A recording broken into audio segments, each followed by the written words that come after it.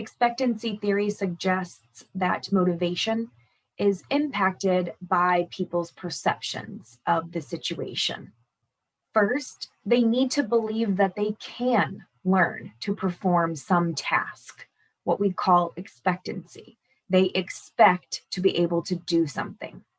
Like reinforcement theory, this theory suggests that people should value the outcome attached to the behavior in order for it to have any motivating power. We call this valence, the degree to which someone values an outcome. And third is instrumentality.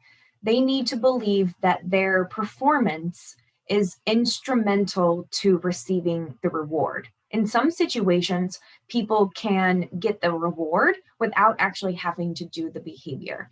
In training situations, we need to make sure that the behavior is closely tied to the outcome. If trainees' perceptions are lacking in any one of these areas, their motivation may suffer. Trainers are tasked then with enhancing trainees' self-efficacy, choosing valued rewards, and linking performance with those rewards.